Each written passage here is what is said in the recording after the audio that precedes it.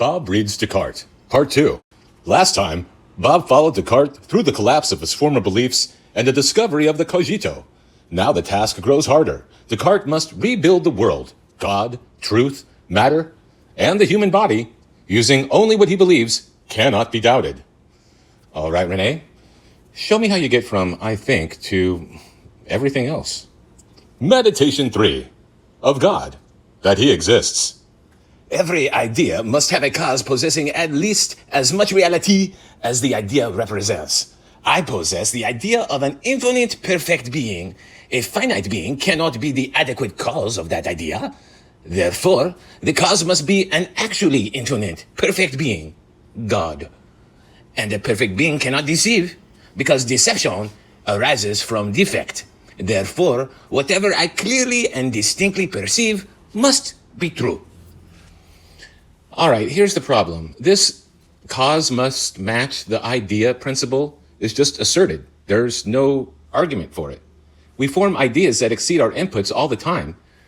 We can imagine infinity by extending a process. We can picture perfection by removing limits. There's no need for a supernatural blueprint. And turning the existence of an idea into proof of the existence of its referent doesn't work anywhere else. Not in mathematics, not in science, not in law. A detailed idea doesn't guarantee an external counterpart. Then comes the circular part. Clear ideas prove God, and God makes clear ideas trustworthy. There's no independent foothold. It's elegant, but elegance isn't evidence. An idea can be striking without proving its source. Minds can reach beyond themselves without borrowing from eternity. Meditation 4. Truth, error, and the freedom of the will. God is perfect and is not a deceiver. My understanding is finite, but my will is effectively unlimited. When my will affirms beyond what my understanding clearly perceives, I err. God permits this misuse of freedom, but is not its cause. Therefore, error results from improper use of will, not from divine design. To avoid error, I must withhold judgment whenever clarity is lacking. Yeah, but this is a theological solution, not an explanatory one. If my intellect is limited by design, then error is a structural feature of the creature, not a moral lapse. People make mistakes because cognition is bounded, attention gets overloaded, memory is patchy, and evidence is incomplete. Calling it misuse of freedom reframes a mechanical limitation as if it were a moral failing, and the promise that God is perfect and not a deceiver still has not been demonstrated. But now it's being used to anchor the entire framework. You can't build a safety railing on a foundation that hasn't been poured. Human fallibility often reflects our natural limits, not our moral ones. Explanations that preserve perfection sometimes fail to illuminate reality. Meditation 5. The essence of material things and the ontological argument. Whatever I clearly and distinctly conceive as belonging to an essence truly belongs to it. I clearly and distinctly conceive the idea of a supremely perfect being. Existence is perfection. Therefore, existence must belong to the essence of a supremely perfect being. God exists necessarily, as self-evidently as a triangle's properties. Yeah, now this one is clever, but it hinges on a subtle slide. It treats existence as if it were just another property you can plug into a definition. But existence is not a feature like has three sides. It's the difference between being imagined and being actual.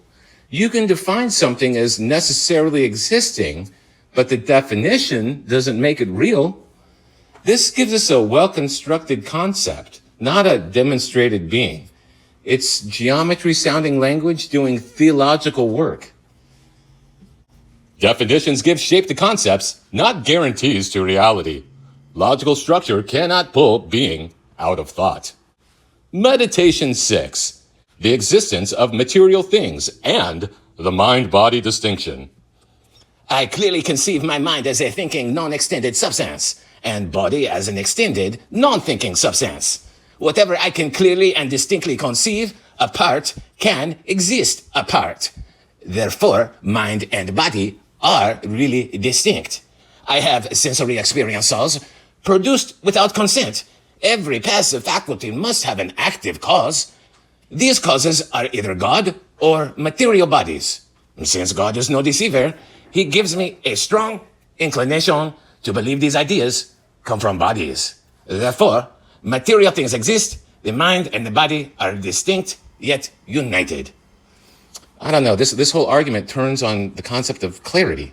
But clarity is a psychological feeling, not a metaphysical test. People once had extremely clear and confident ideas about spontaneous generation, life arising from non-living matter. And it took centuries of experimental work to overturn that clear intuition. Conceivability also isn't a guarantee of possibility. For centuries, people conceived water without atoms and heat without molecular motion. Those concepts were vivid, intuitive, incomplete, and wrong. And the involuntariness of sensation doesn't prove an external cause. Dreams, hallucinations, migraines all arrive without our consent. Intensity doesn't equal accuracy. Finally, appealing again to a non-deceptive God just loops back into the earlier unproven premise. The argument becomes a closed system. The world is real because God guarantees it, and God exists because the argument says so. It's a chain with no anchor. Clarity within the mind does not legislate the nature of the world, and an argument built on untested guarantees must eventually face what experience reveals. And so, Bob reaches the end of Descartes' Meditations, a system grand in ambition and forever influential. Whether the structure stands or sways is left, as always, to the reader. Renee, congratulations, you gave it everything you had. But if you want certainty, you can't build a universe on intuition and hope the details sort themselves out. Still, it's an impressive attempt. You swung for the fences. End of part 2. Though Bob may have more to say the next time he opens a philosophy book.